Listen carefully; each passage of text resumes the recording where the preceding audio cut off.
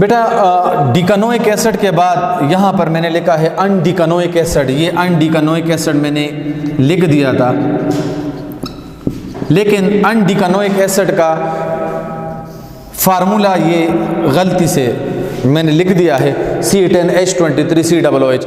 इसका फार्मूला ये है C10H21COOH। ये इसका फार्मूला नहीं है, गलती से ये लिख गया है।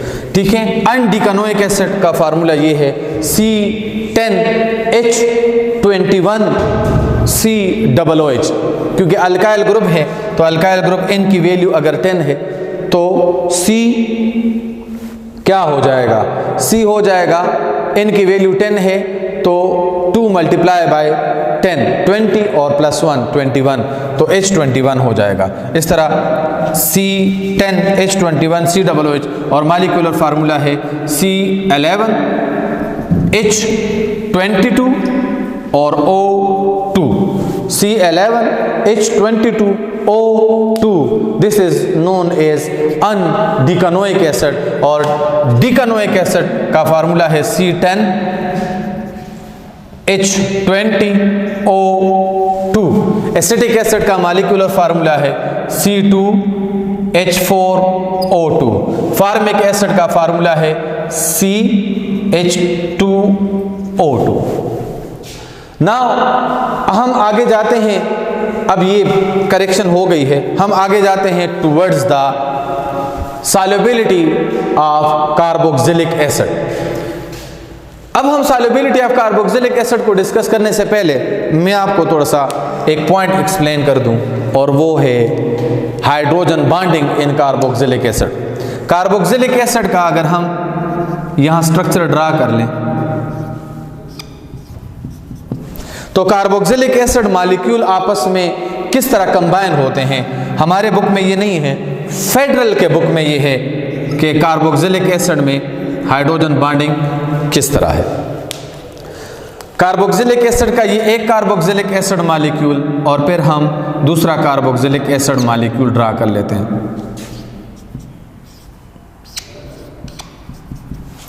तो अब इनमें हाइड्रोजन बॉन्डिंग U होगा।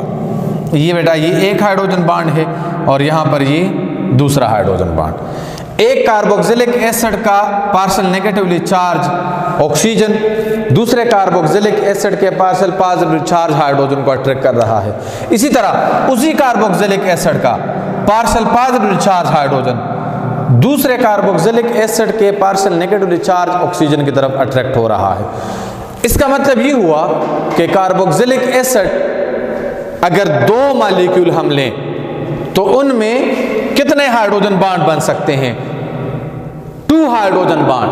दो मॉलिक्यूल के बीच एटलीस्ट कितने हाइड्रोजन बॉन्ड बन सकते हैं? 2 हाइड्रोजन बॉन्ड। ठीक है, इसीलिए हम कह सकते हैं कि कार्बोक्सिलिक एसिड किस फॉर्म में पाए जाते हैं? These are found in dimeric form. Dimer, di mean 2, mer mean parts, so these are found in dimeric form. Carboxylic acid molecule में हाइड्रोजन बॉन्ड कौन सा है? स्ट्रॉन्गेस्ट हाइड्रोजन बॉन्डिंग इसमें पाया जाता है। इसीलिए कार्बोक्सिलिक एसिड की जो मेल्टिंग पॉइंट है या बॉइलिंग पॉइंट है वो क्या होगी? Melting point, boiling point etc. of carboxylic acid is greater than alcohol, although both have the property of hydrogen bonding. लेकिन अगर आप अल्कोहल के हाइड्रोजन बॉन्ड देख लें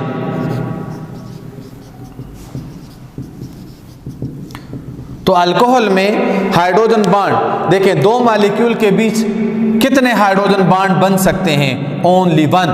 लेकिन यहां दो मॉलिक्यूल के बीच एटलीस्ट 2 हाइड्रोजन बॉन्ड बन सकते हैं। ठीक है, तो इस वजह से इनके दरमियान हाइड्रोजन बॉन्ड बहुत ज्यादा स्ट्रांग है, तादाद में ज्यादा है। इस वजह से मेल्टिंग पॉइंट, बॉइलिंग पॉइंट का कार्बोक्सिलिक एसिड मॉलिक्यूल का अल्कोहल के मुकाबले में ज्यादा है। सोल्युबिलिटी, तो सोल्युबिलिटी किस प्रोसेस को कहते हैं? वो प्रोसेस जिसमें कोई सब्सटेंस डिसॉल्व हो जाए, उसके लिए हम एक जनरल रूल पढ़ते हैं, लाइक डिसॉल्व लाइक प्रॉपर्टी। तो यहां पर कार्बोक्सिलिक एसिड ऑर्गेनिक सॉल्वेंट में तो सोलबल है, मगर वाटर में भी सोलबल है। क्यों? क्योंकि वाटर में भी क्या है, वाटर में भी हाइड्रोजन बॉन्ड ही है, इसीलिए कार्बोक्सिलिक एसिड पानी में सोलबल है। क्योंकि कार्बोक्सिलिक एसिड में भी कौन सा बॉन्ड है, कार्बोक्सिलिक एसिड में भी हाइड्रोजन बॉन्डिंग है। Because of the presence of hydrogen bond in carboxylic acid, these are soluble in water. Organic solvent में डेफिनेटली सोलबल है, मतलब अगर मैं यहां लिख लूं कार्बोक्सिलिक एसिड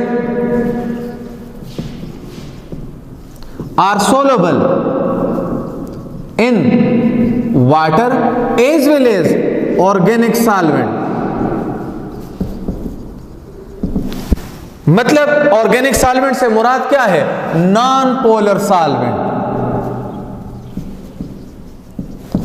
और वाटर से मुराद क्या है, पोलर सॉल्वेंट।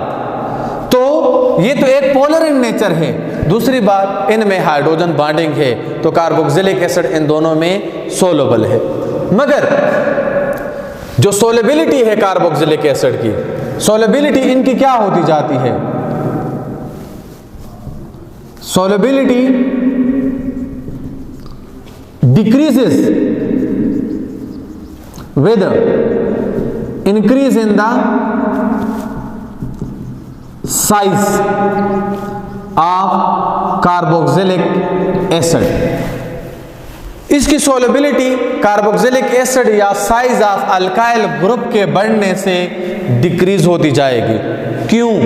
क्योंकि हाइड्रोजन बॉन्डिंग वीक होता जाएगा और इनका या पोलर कैरेक्टर कम होता जाएगा और इनका नॉन पोलर कैरेक्टर में क्या आएगा, इंक्रीज आएगा, जिसकी वजह से इनकी पानी में सोलेबिलिटी डिक्रीज होती जाएगी। मतलब लोअर मेंबर जो है वो पानी में सोलेबल है, लेकिन जितना कार्बन एटम की methanoic acid, ethanoic acid, propanoic, butanoic acid ये पानी में सोलेबल है, लेकिन इससे ज़्यादा अगर कार्बन की तादाद बढ़ती जाती है, नॉन पोलर कैरेक्टर में इंक्रीज आएगा, नॉन पोलर कैरेक्टर इंक्रीज होगा तो सोलेबिलिटी इनकी वाटर में डिक्रीज होती जाएगी।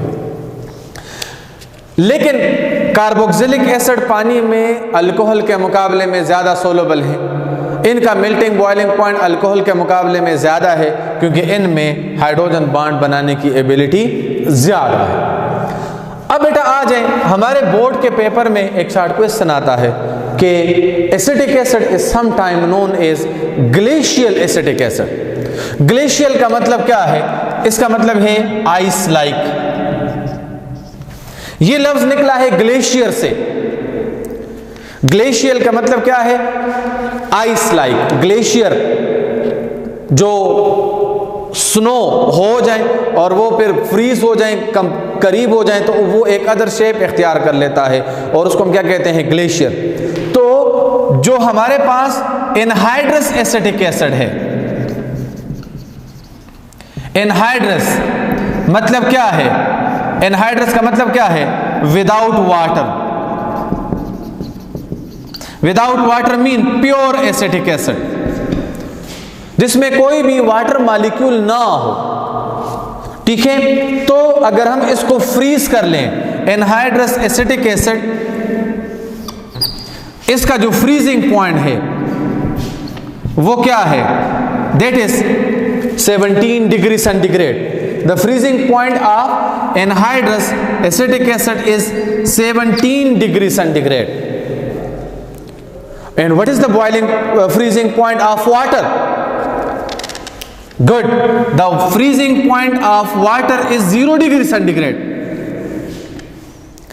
Now, we can say that among the carboxylic acid and water, which of the following have strong intermolecular attractive forces? So definitely the answer would be carboxylic acid, क्योंकि हमने colligative properties में पढ़ा है कि जितने attractive forces strong होंगे उतना ही freezing point क्या होगा? ज्यादा। अगर हम इसमें सॉल्वेंट में सॉल्यूट ऐड करते जाएंगे तो फ्रीजिंग पॉइंट में क्या आएगा? डिक्रीज आएगा। तो वाटर का फ्रीजिंग पॉइंट है 0 डिग्री सेंटीग्रेड। कार्बोक्सिलिक एसिड में हमने जो सेकंड मेंबर पढ़ा है एसिटिक एसिड, उसका फ्रीजिंग पॉइंट क्या है 17 डिग्री सेंटीग्रेड। ये ज्यादा टेम्परेचर पर फ्रीज होता है, ये कम टेम्परेचर पर वाटर फ्रीज होता है। इसका मतलब क्या हुआ कि वाटर का फ्रीजिंग पॉइंट कार्बोक्सिलिक एसिड से कम है। वाटर को बहुत कम टेम्परेचर पर फ्रीज करना पड़ेगा as compare to carboxylic acid का ये जो एसिटिक एसिड है। इसका मतलब क्या हुआ कि एसिटिक एसिड में हाइड्रोजन बॉन्ड स्ट्रांग है एज कंपेयर टू वाटर। ईटा में बहुत क्लियर कट एमसीक्यूज आता है कि which of the following have strong hydrogen bonding, water, HF, ammonia, acetic acid. हमारे स्टूडेंट ने पढ़ा हुआ है चैप्टर नंबर 5 में कि water is the best example of hydrogen bonding, but it doesn't mean that कि वाटर में बाकी मॉलिक्यूल के लिहाज से बहुत स्ट्रांग हाइड्रोजन बॉन्ड है। नो,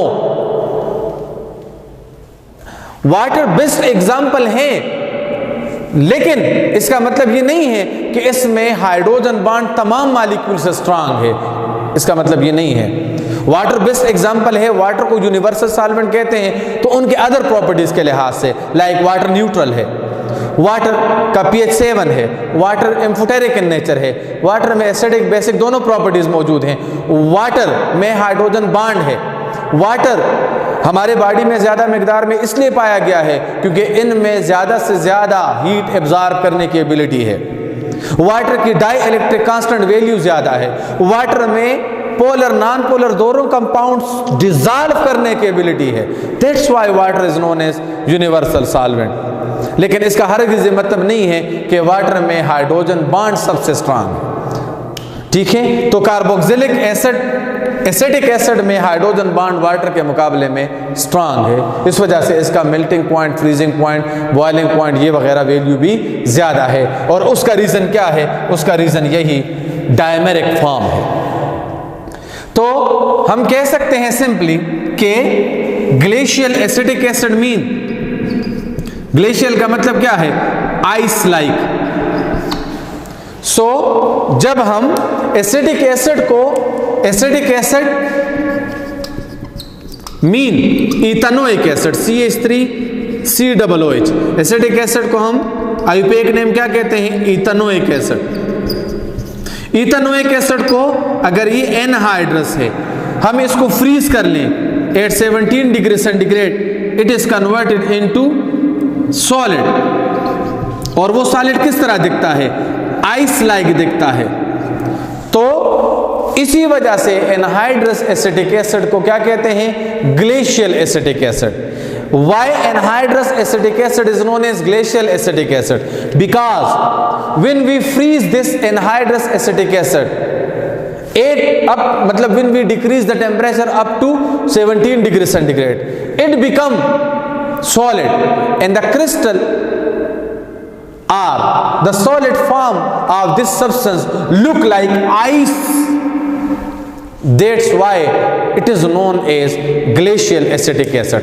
एसिटिक एसिड को जब हम फ्रीज करते हैं तो इनका जो सॉलिड फॉर्म है, वो जो क्रिस्टल है, वो आइस लाइक दिखता है। इस वजह से एनहाइड्रस एसिटिक एसिड को ग्लेशियल एसिटिक एसिड कहा जाता है।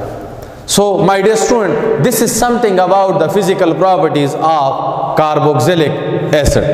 इसके बाद हम बहुत ही इंपॉर्टेंट टॉपिक की तरफ जाएंगे, that is known as preparation of carboxylic acid, जिससे ईटा में बहुत सारे एमसीक्यूज आए हैं। तो वो हम नेक्स्ट लेक्चर में इंशाल्लाह डिस्कस करेंगे, प्रिपरेशन ऑफ कार्बोक्सिलिक एसिड और उसके बाद chemical properties of carboxylic acid. तब तक के लिए अल्लाह हाफिज़।